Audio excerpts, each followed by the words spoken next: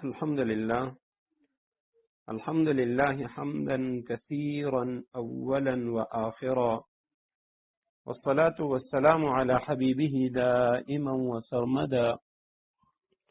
أما بعد، فأعوذ بالله من الشيطان الرجيم. بسم الله الرحمن الرحيم. اليوم أحل لكم الطيبات وطعام الذين أوتوا الكتاب حل لكم وطعامكم حل لهم، والمحصنات من المؤمنات والمحصنات من الذين أوتوا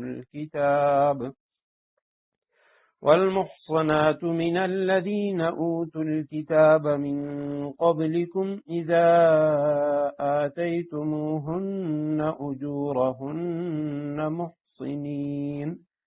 محصنين غير مسافحين ولا متخذي أخدان، ومن يكفر بالإيمان فقد حبط عمله وهو في الآخرة من الخاسرين. صدق الله العظيم. اللهم صل على محمد النبي الأمي وعلى آله وأصحابه وبارك وسلم. رب اشرح لي صدري ويسر لي أمري واحلل عقدة من لساني يفقهوا قولي رب زدني علما. سورہ مائدہ آیت نمبر 5 ہے. الیوم احل لکم الطیبات، آج تمہارے لیے پاکیزہ چیزیں حلال کر دی گئی ہیں. وطعام الذین اوتوا الکتاب حل لکم، اور جن لوگوں کو تم سے پہلے کتاب دی گئی تھی ان کا کھانا بھی تمہارے لیے حلال ہے. وطعامکم حل لہم، اور تمہارا کھانا ان کے لیے حلال ہے. والمحصنات من المؤمنات، نیز مومنوں میں سے پاکدامن عورتیں بھی. والمحصنات من الذین اوتوا الکتاب من قبلکم، اور ان لوگوں میں سے پاکدامن عورتیں بھی تمہارے لیے حلال ہیں جن کو تم سے پہلے کتاب دی گئی تھی. اذا آتیتموہن اجورہن محصنین غیر مسافحین، جبکہ تم نے ان کو نکاح کی حفاظت میں لانے کے لیے ان کے مہر دے دیے ہوں. غیر مسافحین، کہ صرف ہوس نکالنا مقصود نہ ہو. ولا متخذی اخدان، اور نہ خفیہ آشنائی پیدا کرنا مقصود ہو. ومن یکفر بالایمان، اور جو شخص ایمان سے انکار کرے فقد حبط عملہ، اس کا سارا کیا دھرا غارت ہو جائے گا، اس کے تمام اعمال ضائع ہو جائیں گے. وہو فی الآخرۃ من الخاسرین، اور آخرت میں اس کا شمار خسارہ اٹھانے والوں میں سے ہوگا. سورہ مائدہ کی آیت نمبر 5 سے گزشتہ درس میں ہم گفتگو کر چکے ہیں. البتہ یہ آیت کریمہ اس حوالے سے اہل کتاب کے تعارف اور اہل کتاب کا جو ذبیحہ ہے اور ان کی جو عورتیں ہیں ان سے نکاح کے حوالے سے یہ بڑی اہم آیت کریمہ ہے. کہ ایک تو اس میں یعنی اہل کتاب کا جو ذبیحہ ہے اس کا ذکر ہے، اور دوسری چیز یہ ہے کہ اہل کتاب ان کی جو خواتین ہیں ان کے ساتھ نکاح آیا یہ جائز ہے یا نہیں ہے. سب سے پہلی جو چیز ہے اس آیت کریمہ میں، یعنی اہل کتاب کے ذکر سے قبل الیوم احل لکم الطیبات، کہ تمہارے لیے پاکیزہ چیزیں حلال کر دی گئی ہیں. حضرت شاہ ولی اللہ رحمہ اللہ حجت اللہ البالغہ میں فرماتے ہیں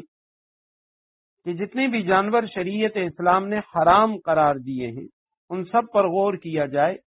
تو سمٹ کر یہ سب 2 اصولوں کے تحت آ جاتے ہیں.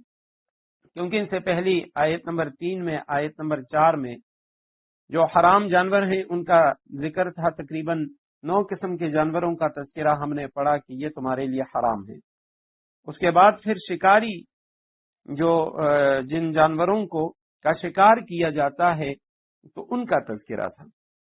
تو حضرت شاہ ولی اللہ رحمہ اللہ فرماتے ہیں یہ سب دو اصولوں کے تحت آتے ہیں کہ جن کو شریعت نے حرام قرار دیا ہے۔ ان میں سے ایک تو یعنی ایسا جانور وہ حرام ہے کہ جو اپنی فطرت اور طبیعت کے اعتبار سے خبیث ہو، یہ پہلا اصل ہے۔ اور دوسرا اصل یہ ہے کہ اس کے ذبح کا طریقہ غلط ہو، جس کا نتیجہ یہ ہوگا کہ وہ ذبیحہ بجائے یعنی ذبیحہ ہونے کے بجائے وہ میتہ مردار قرار دیا جائے گا۔ تو یہ دو اصول ہیں جن جانوروں کے اندر ان دو اصولوں میں سے کوئی ایک اصل ہوگا تو وہ حرام ہے، یا تو فطرت و طبیعت کے حوالے سے خبیث ہو اور یا اس کا ذبح کا طریقہ وہ ٹھیک نہ ہو۔ اور اسی میں سورہ مائدہ میں 9 چیزوں کے بارے میں ہم پڑھ چکے ہیں، ان میں خنزیر کا ذکر تھا۔ تو خنزیر یہ قسم اول میں شامل ہے، یعنی فطرت و طبیعت کے اعتبار سے یہ خبیث جانور ہے، اور اسی وجہ سے شریعت کے اندر اس کا گوشت، اس کے بال، اس کی ہڈیاں وغیرہ وغیرہ جسم کا ایک ایک ذرہ وہ سب حرام ہے، اس سے فائدہ اٹھانا وہ جائز نہیں۔ اور اس کے بعد جو باقی چیزیں ہیں اسی طرح یعنی بندر ہے وغیرہ وغیرہ، تو یہ وہ جانور ہیں کہ جو اپنے اصل کے اعتبار سے خبیث ہیں، ان کو اگر ذبح بھی کر دیا جائے تب بھی یہ حلال نہیں ہوتے۔ تو اس میں تمام یعنی وہ جانور کہ جن کے افعال اور آثار سے ان کا خبیث ہونا یا ان کی طبیعتوں سے محسوس ہوتا ہو کہ اس کے اندر یہ خباثت موجود ہے، تو ایسے تمام جانور وہ حرام ہیں، جتنے بھی درندے ہیں۔ اور یہی وجہ ہے رسول اللہ صلی اللہ علیہ وسلم سے جب بھیڑیے کے متعلق ایک صحابی نے سوال کیا کہ یا رسول اللہ کیا یہ حلال ہے، تو آپ صلی اللہ علیہ وسلم نے فرمایا کہ کیا کوئی انسان اس کو کھا سکتا ہے؟ اسی طرح دیگر بہت سارے جانور ہیں جن کی خصلت کے اندر ایذا رسانی ہے، چیزوں کو اچک لینا ہے، سانپ ہے، بچھو ہے، چپکلی ہے، مکھی یا چیل، باز وغیرہ، تو یہ تمام جانور جو ہیں یہ حرام ہیں۔ اور اسی طرح جانوروں کے حوالے سے، پرندوں کے حوالے سے نبی علیہ السلام نے ایک اصل بھی بتایا، ایک قاعدہ بتایا کہ آسانی کے لیے کہ کون سے درندے، کون سے جانور ان کا گوشت حرام ہے اور کون سے پرندے ان کا گوشت حرام ہے اور باقی کا حلال ہے۔ تو یہ ضابطہ آپ صلی اللہ علیہ وسلم نے بیان فرمایا کہ ہر وہ درندہ جانور جو دانتوں سے یعنی پھاڑ کھاتا ہو، جیسے شیر ہے، بھیڑیا ہے، اس کو زیناب کہا گیا حدیث میں، تو ایسے جو جانور ہیں وہ حرام ہیں۔ یعنی درندوں میں سے جو چیرنے پھاڑنے والے جانور ہیں، دوسرے جانوروں کا شکار کرتے ہیں، تو وہ حرام ہیں۔ اور پرندوں میں وہ جانور جو اپنے پنجے سے شکار کرتے ہیں، باز، شکرا وغیرہ، تو یہ سب حرام ہیں۔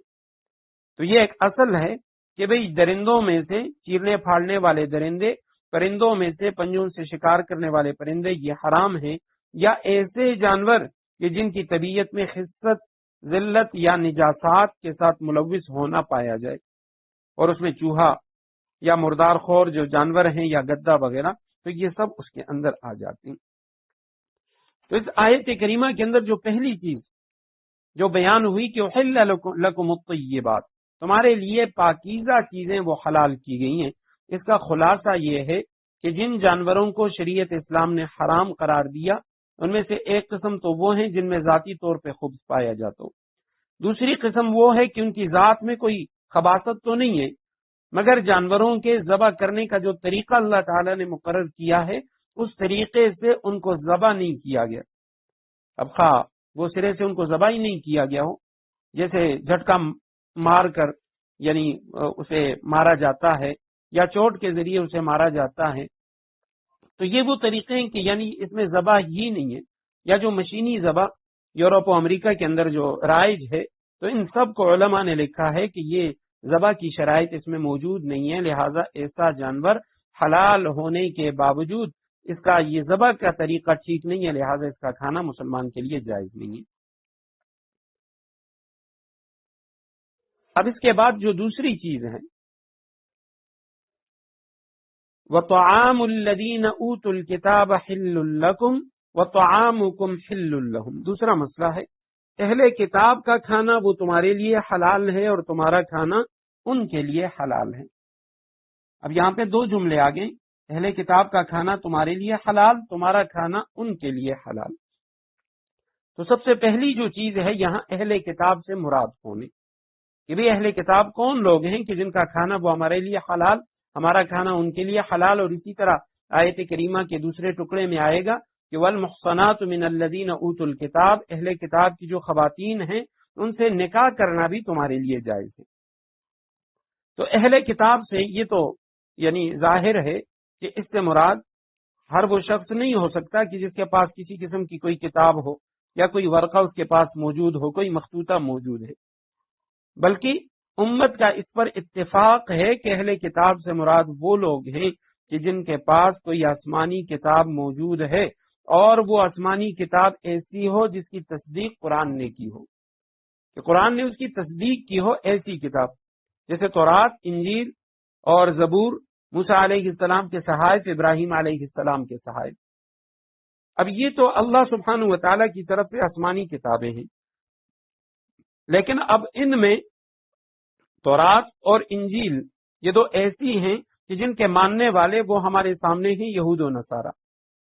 باقی اصل زبور یا موسیٰ علیہ السلام کے صحائف کو ماننے والے یا ابراہیم علیہ السلام کے صحائف کن لوگوں کے پاس ہیں، کن شکل میں ہیں، کیونکہ قرآن اس کی کوئی تصدیق نہیں کرتا۔ تو اس لیے اہل کتاب سے مراد صرف اور صرف یہود و نصارہ ہوں گے، اس کے علاوہ وہ قومیں اہل کتاب میں داخل نہیں ہوں گی کہ جن کے پاس کتاب تو ہے لیکن قرآن و سنت کی یقینی ذرائع سے ان کی کتابیں وہ ثابت نہیں ہے کہ یہ آسمانی کتابیں، جیسے مشرکین مکہ یا مجوس ہیں یا بت پرست جو ہندو ہیں، ہندوؤں کے پاس کتابیں ہیں، بدھ مت والوں کے پاس کتابیں ہیں، سکھوں کے پاس کتابیں ہیں، اور اسی طرح زرتشت کے ماننے والے ان کے پاس کتابیں ہیں۔ تو یہ جو لوگ ہیں یہ اہل کتاب میں شامل نہیں ہوں گے، اہل کتاب میں صرف اور صرف یہود و نصارہ۔ اور بعض لوگوں کو ایسے مفسرین ہیں جن کو اس سے مغالطہ لگا ہے، اور انہوں نے یعنی رسول اللہ صلی اللہ علیہ وسلم کے بعد آنے والے جو لوگ ہیں ان کو بھی اہل کتاب میں شامل کیا ہے، جو بعد کی پیداوار ہے، کہ بھئی یہ جو فلاں لوگ ہیں یہ بھی اہل کتاب ہیں، یعنی اہل تشیع کو یا اس طرح کے دیگر لوگوں کو ان کو اس میں شامل کیا ہے۔ تو علماء نے لکھا صرف اور صرف یہود و نصارہ یہ اہل کتاب ہیں۔ باقی جو فرقے ہیں کچھ تو ایسے ہیں جو اسلامی فرقے ہیں، اور کچھ ایسے ہیں جو دائرہ اسلام سے خارج ہیں، لہذا ان کو اہل کتاب نہیں کہا جا سکتا۔ اب دوسرا معاملہ یہ ہے کہ قرآن نے جن لوگوں کو اہل کتاب کہا ہے انہی کے بارے میں قرآن میں جا بجا یہ بھی ارشاد فرمایا گیا کہ یہ لوگ اپنی آسمانی کتابوں میں تحریف کرتے ہیں، یحرفون الکلم عن مواضع، اس کے بعد والے رکوع میں پھر آ جائے گی یہ آیت کریمہ۔ اور اسی طرح سورہ توبہ میں ہے قالت الیہود عزیر ابن اللہ، یہودی کہتے ہیں عزیر اللہ کا بیٹا ہے، عیسائی کہتے ہیں مسیح اللہ کا بیٹا ہے۔ اب یہ تو کھلم کھلا شرک ہے، بالکل واضح شرک ہے، لیکن اس کے باوجود قرآن نے ان لوگوں کو یہودی کہا یا عیسائی کہا۔ اور اسی طرح یہ بعد والے رکوع میں آیت کریمہ آئے گی کہ یہ یہودی اور نصرانی کہتے ہیں نحن ابناء اللہ و احباؤ، علیاذ باللہ ہم اللہ کے اولاد ہیں، اللہ کے بیٹے ہیں۔ تو اب ان یعنی اس طرح واضح شرک کرنے کے باوجود قرآن نے ان کو یہودی کہا یا عیسائی کہا، تو اس لیے علماء لکھتے ہیں کہ بھئی وہ یہودی یا وہ عیسائی کہ جو کسی بھی آسمانی کتاب کے قائل ہوں، یعنی یہودی تورات کے اور عیسائی جو ہیں وہ انجیل کے قائل ہوں اور اس کے اتباع کرنے کے دعوے دار ہوں، اللہ سبحانہ و تعالیٰ کو مانتے ہوں، باقی وہ یعنی جتنی بھی گمراہیوں میں جا پڑے ہوں لیکن وہ لوگ اہل کتاب شمار ہوں گے، اگرچہ وہ اپنی کتاب میں تحریف بھی کر رہے ہیں، شرک بھی کر رہے ہیں، سب کچھ، لیکن یہ جو لوگ جو دعویٰ کرتے ہیں کہ ہم اللہ کو ماننے والے، اس کتاب کو ماننے والے، تو بزعم خویش وہ کہتے ہیں کہ ہم اس کی اتباع بھی کرتے ہیں، تو یہ لوگ اہل کتاب میں شامل ہیں۔ اس کے علاوہ وہ لوگ جو صرف نام کے یہودی یا نصرانی ہوں اور در حقیقت وہ دہریے ہوں، وہ اس میں شامل نہیں ہوں گے۔ یعنی اگر مردم شماری میں یا گورنمنٹ کے کاغذات میں وہ لوگ اپنے آپ کو یہودی کہتے ہیں یا اپنے آپ کو عیسائی کہتے ہیں، کرسچین کہتے ہیں، لیکن حقیقتاً وہ اللہ سبحانہ و تعالیٰ کی ذات کے بھی قائل نہیں ہے، اللہ کو نہیں مانتے، نہ کسی مذہب کے قائل ہیں، دہریے ہیں، تو ایسے جو لوگ ہیں یہ یہودی یعنی اہل کتاب شمار نہیں ہوں گے۔ اگرچہ ان کا یعنی یہ دعویٰ ہو، لیکن وہ اللہ سبحانہ و تعالیٰ کی ذات کے منکر ہیں، لہذا یہ اہل کتاب نہیں ہے۔ اب تیسری چیز یہ آ جاتی ہے کہ یہ اہل کتاب کے طعام سے، طعام الذین اوتوا الکتاب سے کیا مراد ہے؟ تو علماء کرام فرماتے ہیں طعام سے مراد ان کا ذبیحہ ہے، ان کا ذبح کیا ہوا گوشت ہے۔ باقی جو کھانے ہیں، کھانے پینے کی خشک جو چیزیں ہیں، تو چنا، چاول، پھل فروٹ وغیرہ، تو یہ یعنی اہل کتاب کی اس میں کوئی تخصیص نہیں ہے۔ جس شخص سے بھی لے، کسی بھی کافر سے، کیونکہ اس میں ذبح کی کوئی بات نہیں ہے، اس پہ اللہ کا نام لینے کی کوئی بات نہیں ہے، لہذا وہ استعمال کر سکتے ہیں۔ چوتھی بات یہ آ جاتی ہے کہ بھئی اہل کتاب کا ذبیحہ یہ کیوں حلال ہے، اور اس کے مقابلے میں باقی جو مشرک کافر ہیں ان کا ذبیحہ کیوں حرام ہے؟ حالانکہ جس طرح یہ لوگ مشرک ہیں، قرآن کہہ رہا ہے کہ یہ انہوں نے شرک کا ارتکاب کیا، اسی طرح باقی مشرکین بھی ہیں، ان کا ذبیحہ حرام ہے اور ان کا ذبیحہ وہ حلال ہے۔ اس کی وجہ علماء نے یہ لکھی ہے کہ تمام کفار میں سے اہل کتاب یعنی یہود و نصارہ، ان کا جو ذبح کا طریقہ ہے وہ آج بھی اسی طرح ہے جس طرح یعنی قرآن نے ہمیں حکم دیا ہے کہ یہ ذبیحہ پر اللہ کا نام لینا عقیدتاً ضروری سمجھتے ہیں، اور اس کے بغیر یہ جانور کو مردار، میتہ، ناپاک و حرام سمجھتے ہیں۔ اور اسی طرح جس طرح مسلمانوں کے ذبح کا طریقہ ہے، اسی طرح ان کے ذبح کا طریقہ بھی ہے، اور آگے نکاح کا ذکر بھی آئے گا، وہاں بھی یہی بات ہے۔ اس کی وجہ اور حکمت بھی یہی ہے کہ جس طرح مسلمانوں کے اندر جن عورتوں سے اسلام میں نکاح حرام ہے، ان کے مذہب میں بھی ان سے نکاح حرام ہے، اور جس طرح اسلام میں نکاح کا اعلان گواہوں کے سامنے ہونا ضروری ہے، اسی طرح ان کے مذہب کے اندر بھی یہی احکام یہ موجود ہیں۔ تو اس لیے کہا کہ بھئی ان کی جو عورتیں، ان سے نکاح بھی تمہارے لیے جائز ہے اور ان کا ذبیحہ بھی جائز ہے۔ تو اب اس کا خلاصہ یہ ہے کہ بھئی صحابہ، تابعین اور اسلاف امت کا اس میں کوئی اختلاف نہیں ہے کہ اہل کتاب کا اصل مذہب زمانہ نزول قرآن میں بھی یہی تھا کہ جس جانور پر غیر اللہ کا نام لیا جائے یا قصداً اللہ کا نام چھوڑا جائے وہ حرام ہے۔ اور اسی طرح نکاح میں بھی حلت و حرمت میں اہل کتاب کا اصل مذہب موجودہ زمانے تک یعنی اکثر چیزوں میں اسلامی شریعت کے مطابق ہے۔ البتہ اس کے خلاف کچھ چیزیں اہل کتاب میں پائی جاتی ہیں ان کے ذبیحے میں، یا اگر ان کے نکاح کے حوالے سے، تو مفسرین کرام فرماتے ہیں وہ جاہل عوام کے اغلاط ہیں، اور یہ یہودیوں یا عیسائیوں کا اصل مذہب نہیں ہے۔ تو لہذا اگر اس طرح کچھ ان میں چیزیں آ جاتی ہیں تو وہ ان کے اصل مذہب کی طرف منسوب نہیں ہوں گی۔ اب یہ تو تھا طعام اہل کتاب، اہل کتاب کا کھانا۔ البتہ آیت کریمہ میں اس میں دو قیدیں لگا دی گئی ہیں۔ ایک تو یہ کہ طعامکم طعام الذین اوتوا الکتاب حل لکم، اہل کتاب کا کھانا تمہارے لیے حلال، وطعامکم حل لہم، تمہارا کھانا ان کے لیے حلال۔ اب بظاہر اس قید کی کوئی ضرورت نظر نہیں آتی کہ تمہارا کھانا ان کے لیے حلال، تو مسلمان اتنے اچھے طریقے سے، پاک صاف طریقے سے اس کو ذبح کرتے ہیں، تو یہودیوں کے لیے یا عیسائیوں کے لیے حلال و حرام اس کی کیا تمیز کہ وہ لوگ حلال و حرام کے ساتھ کیا کریں گے؟ وہ تو نجس چیزیں کھا رہے ہیں، ناپاک چیزیں کھا رہے ہیں، تو یہ حکم کیوں دیا گیا؟ تو بعض علماء کرام وہ اس کا جواب دیتے ہیں، وہ فرماتے ہیں دراصل یہ جو حکم ہے یعنی یہ بھی مسلمانوں ہی کو یہ بتلانا منظور ہے کہ تمہارا ذبیحہ ان کے لیے جائز ہے۔ یعنی مطلب یہ ہے کہ بھئی تم جب کسی جانور کو ذبح کرتے ہو، اب قربانی تم نے کر لی، تو اس کے بعد مسلمانوں کے دلوں میں یہ خیال پیدا ہو سکتا ہے کہ آیا قربانی کا گوشت ہم کسی یہودی یا عیسائی کو دے سکتے ہیں یا نہیں؟ تو قرآن نے کہا کہ طعامکم حل لہم، تمہارا کھانا ان کے لیے حلال، یعنی تمہارا کھانا ان کو دینا یہ تمہارے لیے حلال ہے۔ مطلب یہ نہیں کہ ان کے لیے کھانا حلال ہے، مطلب یہ ہے کہ تمہارا ان کے لیے ان کو یہ کھانا دینا، یہ ذبیحہ دینا، اس کا گوشت دینا یہ حرام نہیں ہے، یہ دینا جائز ہے۔ اور تفسیر مظہری میں حضرت مولانا قاضی ثناء اللہ پانی پتی رحمہ اللہ وہ اس کی تشریح یوں کرتے ہیں، وہ فرماتے ہیں کہ یہ جو جانوروں کے ذبح کا معاملہ ہے یا نکاح کا معاملہ ہے، تو یہ ان دونوں کے درمیان فرق کے لیے ہے کہ جو جانور تم ذبح کرتے ہو یا اہل کتاب ذبح کرتے ہیں وہ دونوں طرف سے جائز ہے۔ اہل کتاب کا ذبیحہ تمہارے لیے جائز، تمہارا ذبیحہ ان کے لیے جائز۔ لیکن جو نکاح کا معاملہ ہے تو اس میں تمیز پیدا کرنے کے لیے یہاں یہ جملہ لایا گیا، کیونکہ بعد میں جب نکاح کا ذکر آئے گا تو اس میں فرمایا کہ تمہاری جو نیک پارسا عورتیں ہیں ان سے تمہارا نکاح بھی جائز، اور اہل کتاب کی خواتین کے ساتھ بھی تمہارا نکاح جائز، لیکن اس کے برعکس جو دوسری صورت ہے کہ مسلمان خواتین سے اہل کتاب کا نکاح یہ جائز نہیں۔ تو فرمایا اس فرق کو واضح کرنے کے لیے یہاں ذبیحے کے ساتھ تو دونوں صورتیں بیان کر دی گئی، ان کا کھانا تمہارے لیے حلال، تمہارا کھانا ان کے لیے حلال، لیکن نکاح میں صرف ایک شق کا ذکر کیا تاکہ یہ واضح ہو جائے کہ یہ صرف کھانے کا معاملہ ہے، نکاح صرف ایک طرف سے جائز ہے، مسلمان مرد ہو اور کوئی اہل کتاب عورت ہو۔ اب دوسری جو چیز ہے آیت کریمہ میں والمحصنات من المؤمنات،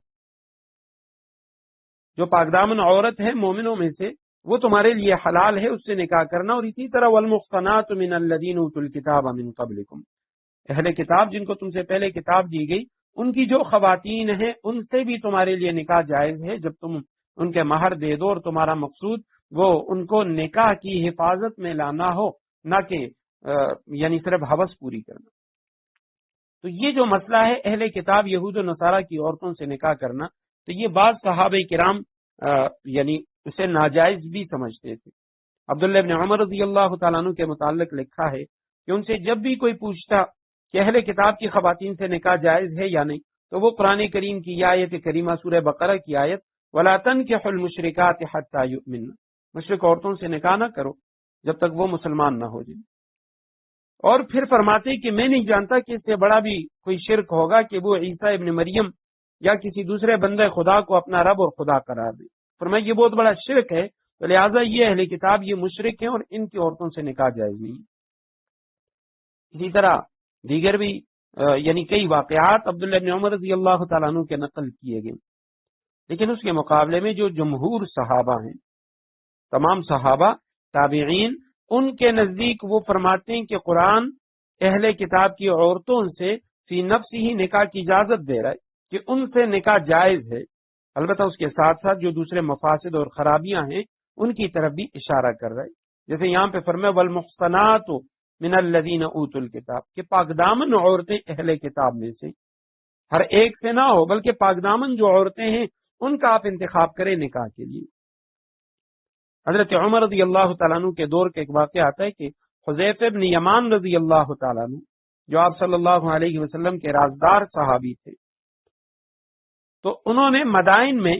وہاں کے گورنر تھے، وہاں ایک یہودی عورت سے نکاح کر لیا۔ فاروق اعظم رضی اللہ تعالیٰ عنہ کو پتا چلا، انہوں نے خط لکھا اور فرمایا کہ اس کو طلاق دے دو۔ حضرت حذیفہ رضی اللہ تعالیٰ عنہ نے جواب میں لکھا کہ کیا یہ جو یہودی عورت ہے یہ میرے لیے حرام ہے؟ تو حضرت فاروق اعظم رضی اللہ تعالیٰ عنہ نے جواباً ارشاد فرمایا، خط لکھا کہ میں حرام نہیں کہتا، لیکن یہ جو یہودی ہیں ان کی عورتوں میں عام طور پر عفت و پاکدامنی نہیں ہوتی، تو مجھے خطرہ ہے کہ آپ لوگوں کے گرانوں میں اس طرح سے فحش اور بدکاری داخل نہ ہو جائے۔ اور ایک روایت میں آتا ہے کہ حضرت فاروق اعظم رضی اللہ تعالیٰ عنہ نے ان کو جو خط لکھا تو اس میں فرمایا کہ میں آپ کو قسم دیتا ہوں کہ میرا یہ خط اپنے ہاتھ سے رکھنے سے پہلے اس عورت کو طلاق دے کر آزاد کر دوں، کیونکہ مجھے خطرہ ہے کہ دوسرے مسلمان بھی آپ کی اقتدا کریں گے، اور یہ جو اہل کتاب ہیں ان کی عورتوں کو ان کے حسن و جمال کی وجہ سے وہ مسلمان عورتوں پر ترجیح دیں گے، اور یہ اس طرح مسلمان عورتوں کے لیے بہت بڑی مصیبت بن جائے گی۔ لیکن حضرت عمر رضی اللہ تعالیٰ عنہ نے فرمایا میں یہ نہیں کہتا کہ یہ حرام ہے، لیکن اشارہ فرما دیا کہ اس میں دوسرے جو مفاسد ہیں، خرابیاں ہیں، ان خرابیوں کی وجہ سے میں اسے اچھا نہیں سمجھتا۔ یہی وجہ ہے عبداللہ ابن عباس رضی اللہ تعالیٰ عنہ ان کا قول ہے کہ یہ جو قرآن نے کہا کہ اہل کتاب کی خواتین سے نکاح جائز ہے، فرماتے ہیں اس سے مراد ذمی عورتیں، یعنی کسی اسلامی مملکت میں رہنے والے جو اہل کتاب ہیں ان کی جو لڑکیاں ان سے نکاح جائز ہے۔ جو دارالحرب والی ہیں، کفرستان میں رہنے والی جو یہود و نصارہ کی خواتین، فرمایا ان سے نکاح جائز نہیں۔ امام اعظم ابو حنیفہ رحمہ اللہ، احناف امام ابو حنیفہ کے ماننے والے، وہ فرماتے ہیں کہ اہل کتاب نکاح تو سب سے جائز ہے، لیکن جو کفرستان والے ہیں، دارالاسلام سے جو باہر ہیں، کسی اسلامی ملک کے علاوہ کسی اور ملک کے جو اہل کتاب ہیں ان سے نکاح یہ مکروہ ہے۔ اور حضرت سعید ابن مسیب رحمہ اللہ، حسن بصری رحمہ اللہ، وہ فرماتے ہیں کہ تمام اہل کتاب کی خواتین، چاہے وہ کسی اسلامی ملک میں ہوں یا غیر اسلامی ملک میں ہیں، ان کا اپنا ملک ہے، جدھر بھی ہوں، سب سے نکاح جائز ہے، کیونکہ قرآن کریم نے جو یہ حکم دیا ہے تو یہ مطلق ہے، اس میں کوئی قید نہیں ہے۔ البتہ یہاں جو اصل مسئلہ ہے وہ یہ ہے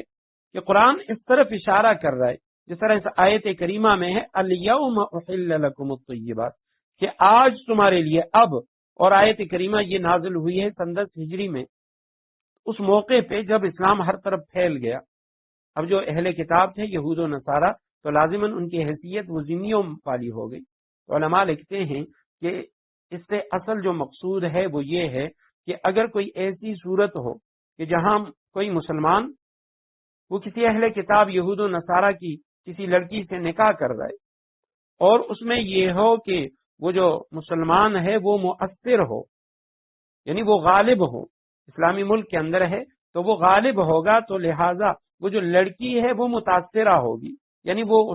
اپنے شوہر سے اثر قبول کرے گی، تو لہٰذا اس کے لیے اس لڑکی سے نکاح کرنا جائز ہے، کیونکہ اس وجہ سے ہو سکتا ہے وہ لڑکی مسلمان ہو جائے، اور اگر نہ بھی ہوگی تو کم از کم اس کی جو اولاد ہے وہ خراب نہیں ہوگی۔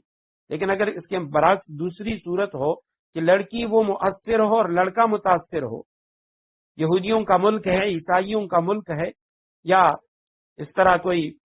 یعنی آزاد ملک ہے جہاں پہ اب لڑکی جو ہے وہ مؤثر ہوگی کہ لڑکا اگر اسے نکاح کرتا ہے تو بجائے اس کے کہ وہ لڑکی مسلمان ہو، یہ لڑکا خدا نخواستہ ان کے دین پہ نہ چلا جائے، یا اس کی کل کی جو اولاد ہوگی تو وہ اسی ماں کے دین پہ ہوگی، تو اس صورت میں علماء نے لکھا ہے کہ اگرچہ اس سے نکاح کرنا ناجائز تو نہیں ہے لیکن مکروہ ضرور ہے، اور شرط یہی ہے کہ وہ لڑکی ہو اہل کتاب میں سے، صرف نام کی اہل کتاب نہ ہو بلکہ اللہ کو ماننے والی، اور حضرت موسیٰ، حضرت عیسیٰ علیہ السلام ان میں سے کسی ایک نبی کو ماننے والے ہوں، اور کتاب پر، آسمانی کتاب پر ان کا ایمان ہو، تو تب ان کے ساتھ نکاح جائز ہے۔ البتہ یہیں پہ عرض کروں کہ اس کے بعض حضرات اس پہ اعتراض کرتے ہیں، مستشرق حضرات، کہ بھئی اسلام نے کسی مرد کو اہل کتاب یہودی عورت سے یا نصرانی عورت سے نکاح کی اجازت دی ہے، لیکن اس کے جو مقابل والی صورت ہے کسی مسلمان عورت کو کسی یہودی مرد یا عیسائی مرد سے نکاح کی اجازت کیوں نہیں دی؟ جرمنی کے ایک بہت بڑے یعنی عیسائیوں کے بہت بڑے عیسائی تھے، عالم تھے، بعد میں انہوں نے اسلام قبول کیا، اسد ان کا نام تھا۔ انہوں نے اپنا ایک واقعہ لکھا، بہت ساری پھر اسلام کی حقانیت پر اس نے کتابیں بھی لکھی، تو وہ کہتے ہیں ایک مرتبہ میں ٹرین میں سفر کر رہا تھا، میرے ساتھ ایک مسلمان تھا، بدو مسلمان، دیہاتی مسلمان، تو کہتے ہیں وہ کھانا لے کے آیا، اس نے مجھے کھانے میں شریک کیا، تو اس وقت میں نے اس سے یہ سوال کیا، تو کہتے ہیں اس نے مجھے بہت پیارا جواب دیا، اور وہ جواب اس نے یہ دیا، اس نے کہا کہ اگر کوئی عیسائی یا یہودی عورت کسی مسلمان کے گھر میں آئے تو وہ حضرت موسیٰ یا حضرت عیسیٰ کو ماننے والے، وہ مسلمان کے گھر آئے گی تو مسلمان بھی حضرت موسیٰ اور حضرت عیسیٰ علیہ السلام کو ماننے والے، لہٰذا وہ مسلمان کے گھر میں اپنے نبی کا ادب و احترام وہ مکمل دیکھے گی، لہٰذا اس کے لیے کوئی مسئلہ نہیں ہوگا۔ لیکن اس کے مقابلے میں اگر خدا نخواستہ کوئی مسلمان وہ کسی یہودی یا عیسائی کے گھر میں چلی گئی،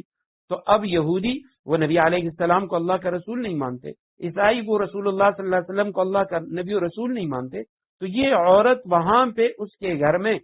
اپنا جو نبی ہے اس نبی کا ادب و احترام نہیں پائے گی، لہٰذا یہ ذہنی کوف میں مبتلا ہوگی۔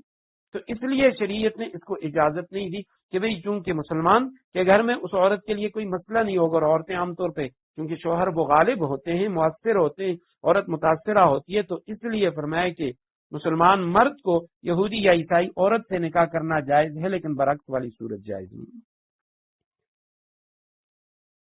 یہ تب اذا آتیتموہن اجورہن، جب تم دے دو ان کو ان کے مہر، محسنین غیر مسافحین، اور یہ بھی ہے کہ ان سے نکاح وہ یعنی اس لیے ہو کہ نکاح کی حفاظت میں لانے کے لیے ہو، محسن بننے کے لیے، غیر مسافحین صرف حوث نکالنا یہ مقصود نہ ہو، ولا متخذی اخدان، نہ خفیہ اشنائی پیدا کرنا یہ مقصود ہو، ومن یکفر بالایمان، اور جو شخص ایمان کا انکار کرے، یعنی ایمان کے کسی بھی جز کا انکار کرے، دعوت تو اسلام کا کر رہا ہے، مسلمانی کا کر رہا ہے، لیکن کسی بھی اسلامی عقیدے کا جو پختہ عقیدہ ہو اس کا انکار کرے گا، فقد حبط عملہ، اس کے تمام نیک اعمال وہ ضائع ہو جائیں گے، سارا کیا دھرا غارت ہو جائے گا، وہو فی الآخرۃ من الخاسرین، آخرت میں اس کا شمار خسارہ اٹھانے والوں میں سے ہوگا۔ یا ایھا الذین آمنوا اذا قمتم الی الصلاۃ فاغسلوا وجوہکم وایدیکم الی المرافق وامسحوا برؤوسکم وارجلکم الی الکعبین۔ آیت نمبر 6 ہے، رکوع نمبر 2 سورہ مائدہ۔ اے ایمان والو، اذا قمتم الی الصلاۃ، جب تم نماز کے لیے اٹھو، فاغسلوا وجوہکم، اپنے چہروں کو دھو لو، وایدیکم الی المرافق، اور اپنے کوہنیوں تک، کوہنیوں سمیت اپنے ہاتھ دھو لو،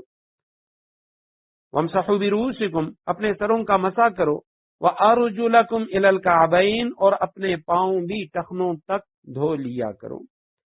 وان کنتم جنوبا فطہروا، اگر تم جنابت کی حالت میں ہو تو سارے جسم کو غسل کے ذریعے خوب اچھی طرح پاک کرو، فطہروا، خوب اچھی طریقے سے پاکی حاصل کرو، وان کنتم مرضی، اور اگر تم بیمار ہو، او علی سفر، یا سفر پر ہو، او جاء احد منکم من الغائط، یا تم میں سے کوئی قضاء حاجت کر کے آیا ہو، او لامستم النساء، یا تم نے عورتوں سے جسمانی ملاپ کیا ہو، فلم تجدوا ماء، اور تمہیں پانی نہ ملے، فتیمموا صعیدا طیبا، تو پاک مٹی سے تیمم کر لو، فامسحوا بوجوہکم وایدیکم منہ، اور اپنے چہروں اور ہاتھوں کا اس مٹی سے مسح کر لو۔ ما یرید اللہ لیجعل علیکم من حرج، اللہ تم پر کوئی تنگی مسلط کرنا نہیں چاہتا، ولکن یرید، لیکن یہ چاہتا ہے، لیطہرکم، کہ تم کو پاک صاف کر دے، ولیتم نعمتہ علیکم، اور یہ کہ تم پر اپنی نعمت تمام کر دے، لعلکم تشکرون، تاکہ تم شکر گزار بن جاؤ۔ اے ایمان والو، اذا قمتم، جب تم کھڑے ہو جاؤ، یعنی جب تم ارادہ کرو نماز کے لیے اٹھو، فاغسلوا، امر کا صیغہ ہے، دھو لو، وجوہکم، اپنے چہروں کو۔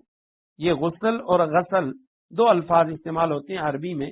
ایک غسل ہے غین کے زبر کے ساتھ، اس کا معنی ہوتا ہے دھونا، ایک غسل ہے غین کے پیش کے ساتھ، اس کے معنی ہوتے ہیں نہانا۔ تو فاغسلوا، دھو لو، وجوہکم، اپنے چہروں کو، وجہن کی جمع، وایدیکم، اور اپنے ہاتھوں کو، یدن کی جمع، ایدی ہاتھ، الی المرافق، مرافق یہ جمع ہے مرفق کی، مرفق کہتے ہیں کوہنی کو، اپنی کوہنیوں سمیت اپنے ہاتھوں کو دھو لو، وامسحوا، اور مسح کرو، برؤوسکم، اپنے سروں پر، سروں کے کچھ حصے پر مسح کرو، وارجلکم، اور اپنے پاؤں کو بھی دھو لو، رجل کی جمع ہے۔ یہاں بھی یعنی یہ عجیب نقطہ ہے عربی میں کہ زبر زیر کی وجہ سے معنی بدل جاتا ہے، جیسے غسل کا میں نے بتا دیا، بلکہ بعض علماء نے لکھا ہے کہ غسل دھونا، غسل کے معنی نہانا، اور غسل وہ اس پانی کو کہتے ہیں جس سے نہایا جاتا ہے یا کسی چیز کو دھویا جاتا ہے، یعنی پانی کو غسل کہا جاتا ہے۔ اسی طرح یہ ارجل، یہ رجلن کی جمع، رجل پاؤں کو کہا جاتا ہے، اور اس کے مقابلے میں رجل مرد کو کہا جاتا ہے، تو را جیم لام مادہ ایک ہی ہے۔ وارجلکم الی الکعبین، اپنے پاؤں کو بھی دھو لو، الی الکعبین، ٹخنوں سمیت، کعب کا تثنیہ ہے یہ کعبین، دونوں ٹخنوں، تو اپنے پاؤں کو ٹخنوں تک، ٹخنوں سمیت دھو لیا کرو۔ وَإِن كُنتُمْ، اگر ہو تم جنوباً، ناپاک، جنبی کے اصل معنی ہے دور، اجنبی، تو اگر تم ناپاک ہو، فطہروا، پھر خوب پاکی حاصل کرو، فطہروا، مبالغے کا صیغہ، پاکی کے اندر خوب مبالغہ کرو، سارے جسم کو غسل کے ذریعے خوب اچھی طرح پاک صاف کرو۔ وَإِن كُنتُم مَّرْضَىٰ، اگر تم بیمار ہو، او علی سفر، یا سفر پر ہو، او جاء احد، یا آیا تم میں سے کوئی شخص، من الغائط، قضاء حاجت کی جگہ، غائط کے اصل معنی نشیبی، وسیع میدان کو کہا جاتا ہے، سورہ نساء کے اندر تقریباً یہ آیت کریمہ گزر چکی ہے۔ او لامستم النساء، یا تم نے چھو لیا، لمس کے معنی ہے چھونا، النساء، عورتوں کو، تم نے عورتوں کو چھو لیا، یعنی عورتوں سے جسمانی ملاپ کیا ہو، فلم تجدو، پس تم نہ پاؤ، ماء ان، پانی، فتیممو، پس قصد کرو، تیمم کے اصل معنی قصد کرنا،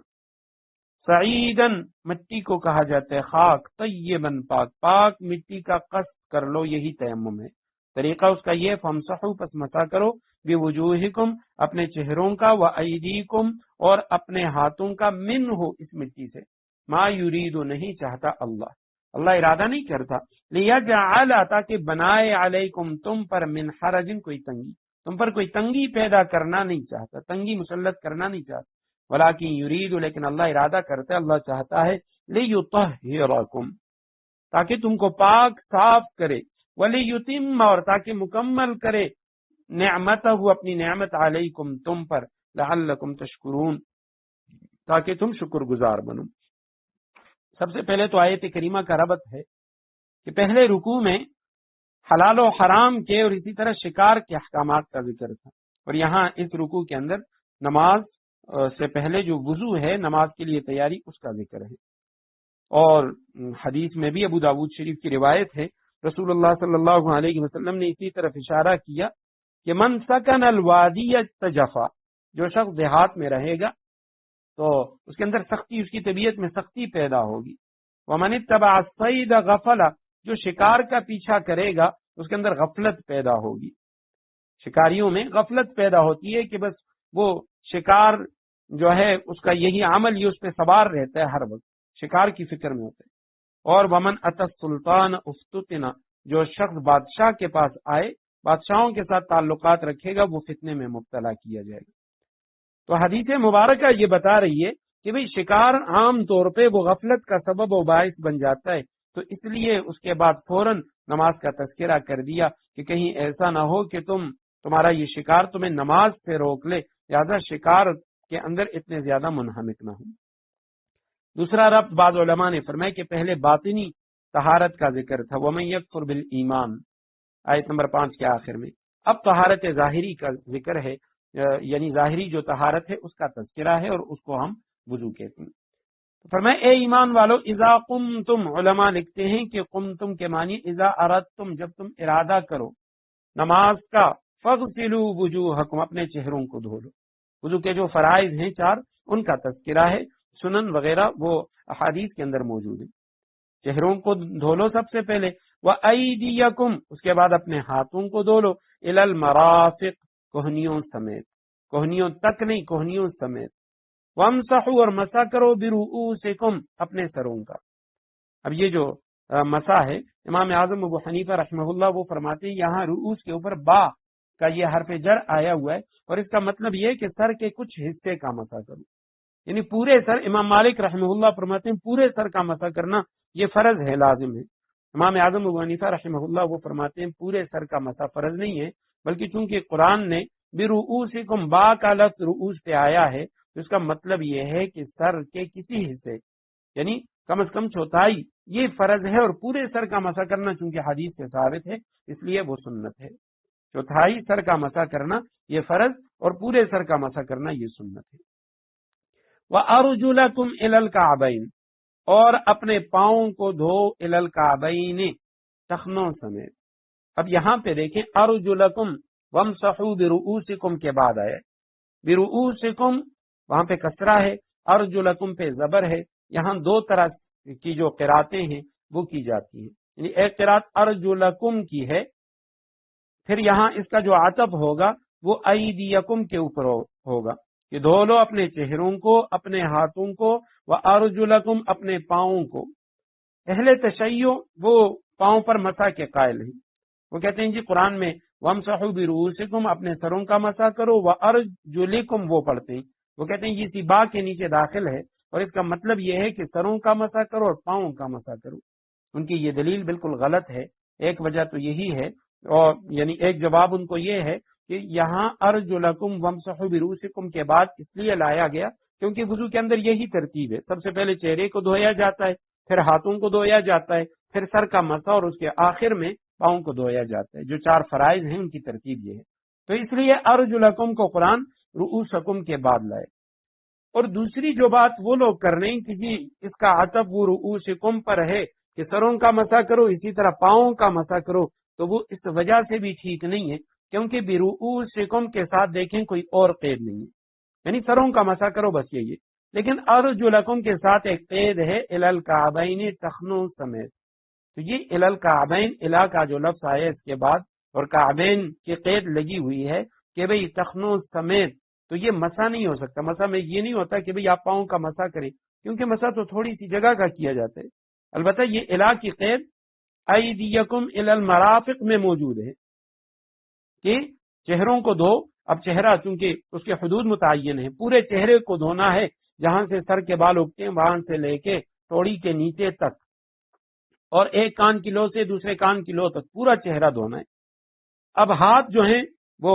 انگلی کے پوروں سے لے کر بغلوں تک ہیں، تو اس لیے وہاں قید لگائی الی المرافق، کوہنیوں سمیت دھونا ہے، اوپر کی طرف نہیں دھونا۔ اور اس کے بعد ارجلکم، اب ٹانگیں پاؤں تو وہ بھی اوپر تک ہیں، تو اس لیے وہاں کعبین کی قید لگا لی کہ بھی ٹخنوں سمیت دھونا ہے۔ تو یہ قید جہاں آتی ہے وہاں دھونا مراد ہوتا ہے، مسا مراد نہیں ہوتا، لہذا اہل تشیع جو ہیں ان کا یہ استدلال یہ بالکل غلط ہے۔ وَإِن كُنتُمْ جُنُبًا، اور اگر تم ناپاک ہو، جنبی ہو، فَطَّهَّرُوا، پھر خوب پاکی حاصل کرو۔ وضو کے اندر تو یہ 4 فرائض، لیکن غسل کے اندر فرمایا اس میں آپ نے یہ کرنا ہے کہ آپ نے پورے بدن کو اچھے طریقے سے پاک صاف کرنا ہے۔ منہ کے اندر وضو میں پانی ڈالنا وہ سنت ہے، ناک میں پانی ڈالنا سنت ہے، لیکن غسل کے اندر منہ میں اور ناک کے اندر پانی ڈالنا اور غرارہ کرنا، اسی طرح ناک کی نرم ہڈی تک پانی پہنچانا، یہ فرض اور لازم ہے۔ اس لیے فرمایا فَطَّهَّرُوا، خوب پاکی حاصل کرو۔ اب اس کے ساتھ فوراً فرما دیے کہ جب تمہارے پاس پانی ہو اور وہ بے وضوئی ہے یا جنابت ہے تو آپ غسل کر لیں گے، لیکن خدا نخواستہ کوئی ایسی صورت ہے آپ بیمار پڑ جائیں یا آپ سفر میں ہیں، پانی نہیں ہے آپ کے پاس، تو اس صورت میں آپ نے کیا کرنا ہے؟ تو قرآن نے اس کے ساتھ متصل فرما دیا وَإِن كُنتُم مَرْضَىٰ، اگر تم بیمار ہو، او علی سفر، یا تم سفر میں ہو۔ اور سفر میں آج کل کے دور میں تو پانی مل جاتا ہے، لیکن اس دور میں نبی علیہ السلام کے دور میں اونٹوں اور گھوڑوں کا سفر، صحراؤں میں، جنگلوں میں تو پانی کی قلت ہوتی تھی، تو فرمایا اگر تم سفر میں ہو اور تمہارے پاس پانی نہیں ہے غسل کے لیے، او جاء احد منکم من الغائط، یا اسی سفر میں تمہارا کوئی شخص وہ نشیبی زمین سے آ گیا، یعنی قضاء حاجت کر کے وہ آ گیا، بے وضو ہو گیا، او لامستم النساء، یا تم نے عورتوں کو چھو لیا، یعنی صحبت کر لی، عورتوں سے جسمانی ملاپ کر لیا، اور اب ان صورتوں میں یا تو تم مریض ہو یا سفر میں ہو، اور یا فلم تجدوا ماء فتیمموا صعیدا طیبا، پس تم نہ پاؤ پانی، پس تم قصد کرو، تیمم کرو، تیمم کے معنی قصد کرو، صعیدا طیبا، پاک مٹی کا، اور اس کا طریقہ بتا دیا، فامسحوا بوجوہکم وایدیکم، اس میں تیمم میں چاہے وضو کے لیے کر رہے ہو یا غسل کے لیے کر رہے ہو، چہروں کا مسح کرنا ہے اور ہاتھوں کا مسح کرنا ہے۔ یہ 2 یعنی فرائض ہیں تیمم کے اندر، ایک تو نیت وہ بھی لازم ہے، اور دوسری چیز 2 ضربیں، ضربۃ للوجہ، ایک ضربہ یعنی زمین کے اوپر ہاتھوں کا مارنا وہ چہرے کے لیے، اور ایک ضرب وہ دونوں ہاتھوں کے لیے، تو یہ تیمم کا طریقہ ہے۔ ما یرید اللہ، اللہ نہیں چاہتا، اللہ ارادہ نہیں کرتا، لیجعل علیکم من حرج، کہ وہ تم پر تنگی کو مسلط کرے، اگر نہ اللہ سبحانہ وتعالی حکم دے سکتا تھا کہ ہر حال میں تم نے غسل ہی کرنا ہے، تم نے وضو ہی کرنا ہے، پانی ہو یا نہ ہو، تم بیمار ہو، جس طرح بھی ہو، لیکن تم نے وضو یا غسل کرنا ہے، فرمایا یہ تم تنگی میں مبتلا ہو جاتے۔ اب اللہ تمہیں تنگی میں بھی ڈالنا نہیں چاہتا، پھر ذہن میں ایک خیال آتا ہے کہ جب اللہ سبحانہ وتعالی تنگی میں ڈالنا نہیں چاہتا، اب پانی موجود نہیں ہے، تو پھر کیوں حکم دیا کہ تم تیمم کرو، پاک مٹی کا قصد کرو؟ فرمایا لاکن یرید، اللہ چاہتا ہے، لیطہرکم، کہ وہ تمہیں پاک کر دے مٹی کے ذریعے سے، چونکہ یہ ایک ظاہری جسمانی نجاست تو ہے نہیں، باطنی نجاست ہے، تو لہذا اس نجاست کو اللہ سبحانہ وتعالی جس طرح پانی کے ذریعے دور کرتا ہے، اسی طرح پاک مٹی کے ذریعے بھی اللہ سبحانہ وتعالی اسے دور کر دیتا ہے۔ ایک تو اللہ کا یہ احسان کہ وہ تمہیں پاک کرنا چاہتا ہے، وَلِيُتِمَّ نِعْمَتَهُ، اور اللہ نے یہ مٹی کا قصد کرنا، تیمم کرنا، اس لیے بھی تمہیں سکھایا، تمہیں یہ حکم دیا، لِيُتِمَّ نِعْمَتَهُ عَلَيْكَ، کہ اللہ سبحانہ وتعالی تم پر اپنی نعمت کو مکمل کرے۔ اس سے پہلے کسی قوم کے لیے تیمم کی اجازت نہیں تھی۔ نبی علیہ السلام نے فرمایا 6 چیزوں پہ اللہ سبحانہ وتعالی نے باقی انبیاء پر مجھے فضیلت عطا کی ہے، ان میں ایک یہ کہ جب پانی نہ ہو تو تم تیمم کرو، اور اس لیے کہ لعلکم تشکرون، تاکہ نعمتوں پر تم شکر ادا کرو، کہ نعمت کے بعد شکریہ ادا کرنا یہ لازم ہے۔ تو اس آیت کریمہ کے اندر وضو کا ذکر ہے، وضو سے متعلق احکامات ہیں اور وضو کے فضائل مشہور ہیں، ہم سنتے رہتے ہیں کہ بھئی یہ جو وضو کے اعضاء ہیں یہ قیامت کے دن روشن ہوں گے، آپ صلی اللہ علیہ وسلم انہی اعضاء کے چمک کی وجہ سے اپنی امت کو پہچانیں گے، اور فرمایا وضو کرنے والے کے سر پہ اللہ سبحانہ و تعالیٰ کی رحمت کی چادر ہوتی ہے۔ امام غزالی رحمہ اللہ ان کا فرمان ہے، وہ فرماتے ہیں کہ وضو سے پہلے اور وضو کے بعد تم اپنے قلب پہ، اپنے دل پہ نظر ڈالو، تمہیں واضح فرق محسوس ہوگا کہ پہلے اگر تم کسی پریشانی میں ہو، تم نے وضو بنا لیا، وضو کے بعد دیکھو تو اللہ سبحانہ و تعالیٰ اس پریشانی کو ختم کر دیتے ہیں یا اس کو کم کر دیتے ہیں، ذہن پہ وہ بوجھ نہیں رہتا۔ اسی طرح فرمایا باوضو مرنے والا وہ شہید ہوتا ہے،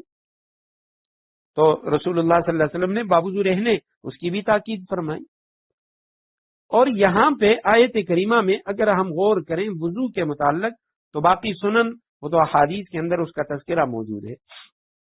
لیکن جو فرائض ہیں وضو کے وہ 4 ہیں، اور اس میں بھی بلکہ سنن کے حوالے سے ایک بات کی عادت کروں، ایک نقطہ علماء نے جو علمی نکات لکھے ہیں اس میں وضو کے حوالے سے، کہ اب فرائض تو یہ 4 ہیں وضو کے اندر، چہرے کا دھونا، ہاتھوں کا دھونا، سر کا مسح اور پاؤں کو دھونا، لیکن اس سے پہلے اگر ہم دیکھیں تو پہلے ہاتھوں کو کلائیوں تک دھویا جاتا ہے، پھر منہ میں پانی ڈالا جاتا ہے، پھر ناک میں پانی ڈالا جاتا ہے، یہ سنت اعمال۔ اب ان کو فرائض سے پہلے کیوں رکھا ہے؟ تو بعض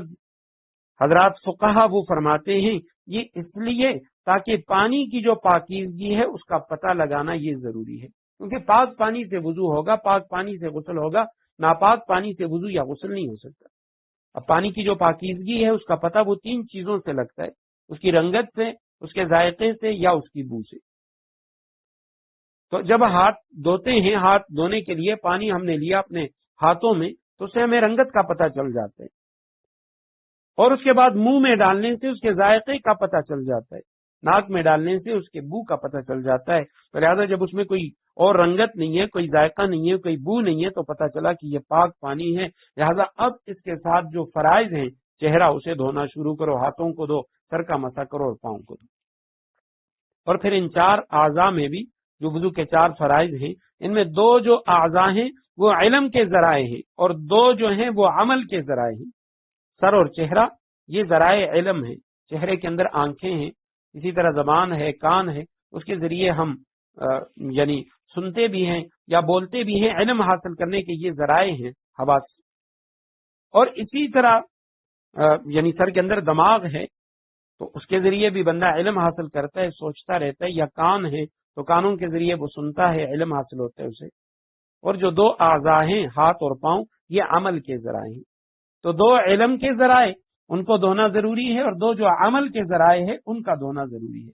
اس کے مقابلے میں جو تیمم ہے، تیمم میں ہم دیکھیں تو وہاں حکم دیا چہرے کو دھو لو اور ہاتھوں کو،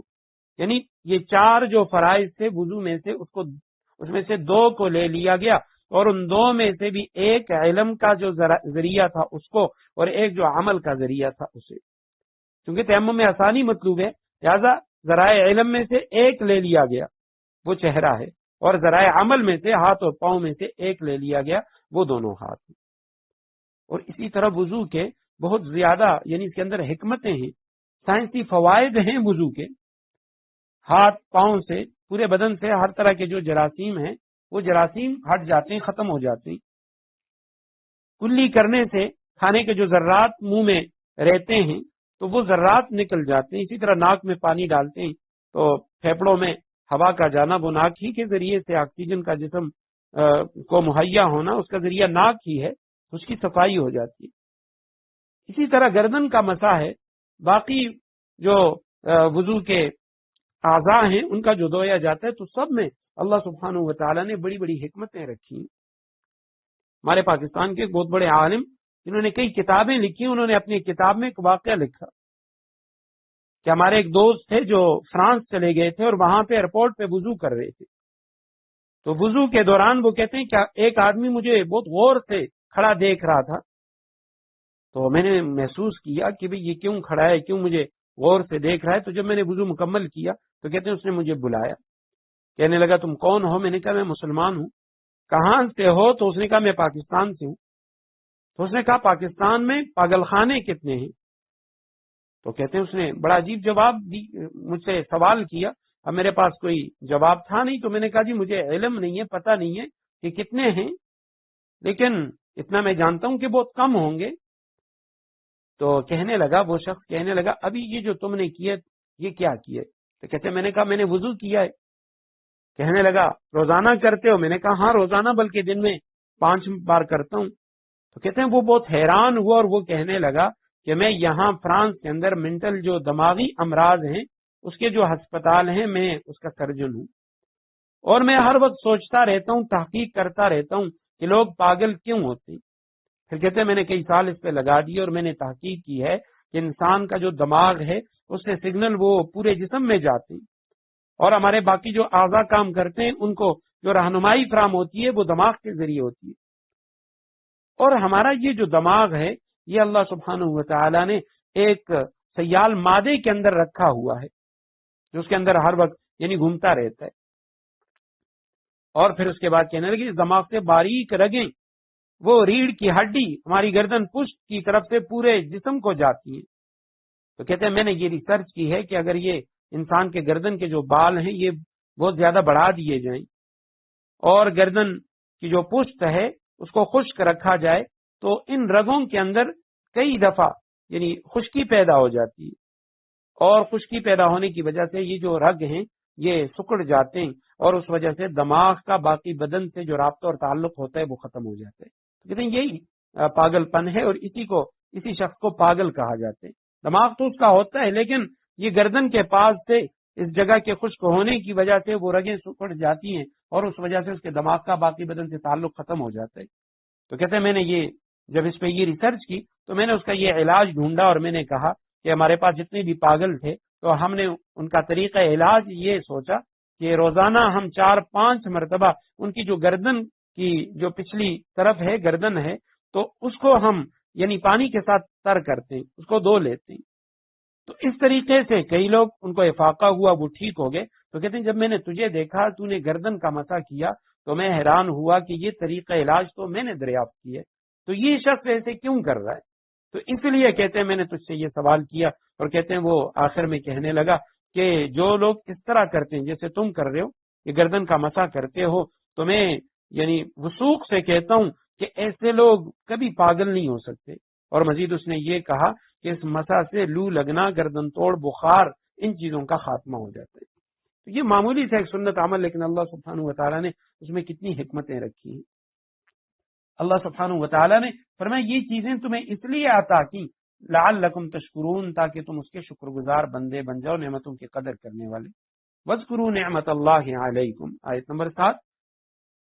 یاد کرو اللہ سبحانہ و تعالیٰ کی ان نعمتوں کو، اللہ نے تم پر جو انعام فرمایا ہے اسے یاد کرو۔ وَمِيثَاقَهُ الَّذِي وَاثَقَكُم بِهِ، اور اسی طرح اللہ سبحانہ و تعالیٰ کے ساتھ جو تم نے میثاق کیا تھا، جو عہد کیا تھا، اس عہد کو بھی یاد کرو۔ اذ قلتم سمعنا، جب تم نے کہا تھا کہ سمعنا، ہم نے اللہ کے احکام کو اچھی طرح سن لیا ہے، وَأَطَعْنَا، اور اطاعت قبول کر لی ہے، وَاتَّقُوا اللَّهَ، اللہ سے ڈرتے رہو، ان اللہ علیم بذات الصدور، اللہ یقیناً سینوں کے بھید سے پوری طرح باخبر ہے۔ تو یہ اشارہ ہے وہ عہد الست کی طرف، عالم ارواح کے اندر بندوں نے اللہ سبحانہ و تعالیٰ کے ساتھ جو وعدہ کیا فرمایا اسے یاد کرو، اللہ کی نعمتوں کو بھی یاد کرو جو اللہ نے دنیا میں تم پہ کی، اس کا شکر بھی ادا کرو، اور ساتھ اس میثاق کو بھی، واسقکم بھی، جو پختہ میثاق اللہ سبحانہ و تعالیٰ نے تم سے لیا تھا، کہ جب تم نے کہا تھا کہ ہم نے سن لیا اور ہم نے اطاعت قبول کر لی ہے، تو لہٰذا اللہ سے ڈرو اور یاد رکھو کہ اللہ سبحانہ و تعالیٰ سینوں کے بھید سے پوری طرح باخبر ہے۔ یا ایھا الذین آمنوا کونوا قوامین للہ شہداء بالقسط، اے ایمان والو ایسے بن جاؤ کہ اللہ کے احکام کی پابندی کے لیے ہر وقت تیار رہو، شہداء بالقسط، اور انصاف کی گواہی دینے والے بنو،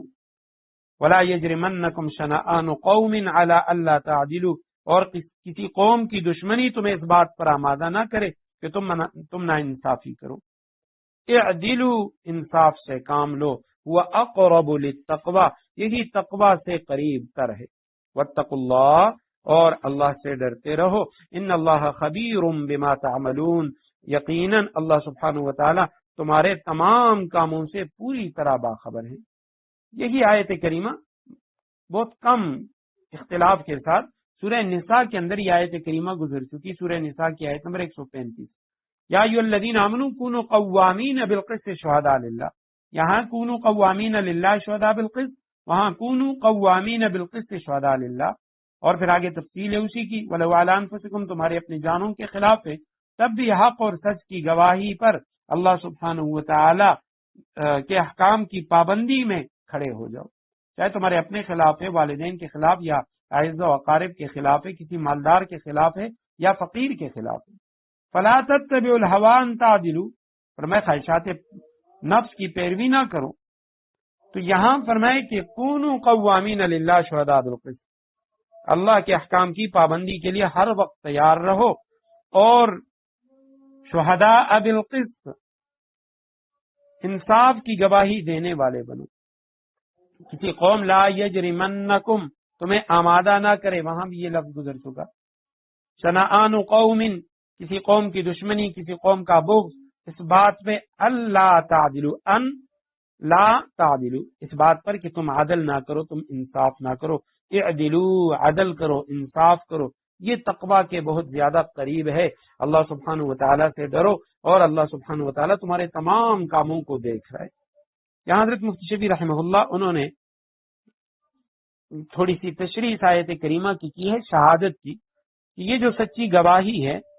तो इससे कभी भी पीछे नहीं हटना चाहिए, सच्ची गवाही देनी चाहिए। अलबत्ता साथ साथ उन्होंने इस बात की भी तशरीह लिखी है कि जिस तरह कुरान ने सूरह बकरा में वहां फरमाया था वला युज़ार कातिबुन वला शहीद, कि भाई सच्ची गवाही देना ये तो लाजिम और वाजिब है, लेकिन साथ साथ जो गवाही देने वाला है उसको भी नुकसान ना पहुंचाया जाए। मैं जिस तरह आजकल हमारी अदालतों में जो सच्चे गवाह हैं वो शाज़ व नादिर ही मिलते हैं, और जो समझदार शरीफ आदमी है वो कभी भी किसी वाक़े को देखता है उसके बावजूद वो गवाही नहीं देता। उसे पता है कि भाई फिर यानी मैं ही फंस जाऊंगा और तरह तरह से मुझे वकीलों के जो सवालात हैं उनके जवाबात देने पड़ेंगे और आखिरकार मुझे झूठा साबित किया जाएगा। इसलिए फरमाया सच्ची गवाही देना ये लाजिम है तुम पर, लेकिन साथ साथ हुकूमत से भी ये कहा गया, मुसलमानों के हुक्मरानों से भी ये कहा गया कि भाई तुम जो गवाह है, गवाही देने वाला है, तो उसको नुकसान ना पहुंचाओ। और साथ साथ मुफ्ती शफी रहमहुल्लाह फरमाते हैं शहादत या गवाही, इसका मफहूम सिर्फ यही नहीं कि जो मुकदमात या खुसूमात हैं उसमें किसी जज के सामने गवाही देना, पर मैं शहादत ये इसका बहुत वसी मफहूम है। यानी किसी बीमार को जो डॉक्टरी सर्टिफिकेट है या ये देना कि भाई ये ड्यूटी अदा करने के काबिल नहीं है या ये नौकरी करने के काबिल नहीं है, ये भी एक गवाही है। और इसी तरह इम्तिहानात में तलबा के पर्चों पर नंबर लगाना, ये भी एक शहादत है कि अगर जानबूझकर बेपरवाही करेगा, नंबरों में कमी बेशी करेगा, तो ये झूठी गवाही देने वाला है और ये अमल सख्त गुनाह है। इसी तरह पर मैं असेंबलियों और कौंसलों वगैरह के जो इंतखाबात हैं उसमें किसी उम्मीदवार को वोट देना, ये भी शहादत है कि बंदा गवाही दे रहा है कि हमारे नजदीक ये शख्स अपनी इस्तेदाद और काबिलियत के एतबार से, दियानत और अमानत के एतबार से ये कौमी नुमाइंदा बनने के काबिल है, ये भी गवाही है। और इसी तरह हजरत फरमाते हैं कि ये असेंबलियों और कौंसलों के जो इंतखाबात हैं उसकी अज़रुए कुरान एक दूसरी हैसियत वो शफाअत या सिफारिश की भी है कि वोट देने वाला वो ये सिफारिश करता है कि फलां उम्मीदवार को ये नुमाइंदगी दी जाए, कि मैं इसकी सिफारिश कर रहा हूं कि ये इसका मुस्तहिक है, अहल है। और इसी तरह ये जो वोट है, इलेक्शन है, इसकी एक और हैसियत वो फरमाया वकालत की भी है कि वोट देने वाला उस उम्मीदवार को अपनी नुमाइंदगी के लिए वकील बनाता है, ये मेरी तरफ से वकील है अच्छे और बुरे का। और मुफ्ती शफी रहमहुल्लाह फरमाते इसका नतीजा ये है कि ये उम्मीदवार अपनी कारकर्दगी के 5 साल दौर में जो भी गलत और नाजायज काम करेगा, इन सब का वबाल वोट देने वाले को पहुंचेगा। और ये बात भी फरमाया गलत है कि बाज लोग वो क्या करते हैं, वो वोट ही नहीं डालते, जो नेक लोग हैं वो वोट नहीं डालते कि जी ये सारे ऐसे। फरमाया उस सूरत में क्या होता है, जो गैर मुस्तहिक है, कोई यानी गैर संजीदा शख्स या इस तरह की जो دین دوست نہیں ہے، ملک دوست نہیں ہے، تو ایسے لوگ آگے آ جاتے ہیں، فرمائے یہ بھی گناہ ہے۔ تو یہ تمام چیزیں جو ہیں یہ شہادت کے اندر آ جاتی ہیں۔ اللہ سبحانہ و تعالی ہمیں عمل کی توفیق نصیب فرمائے۔ وآخر دعوانا ان الحمد للہ رب العالمین۔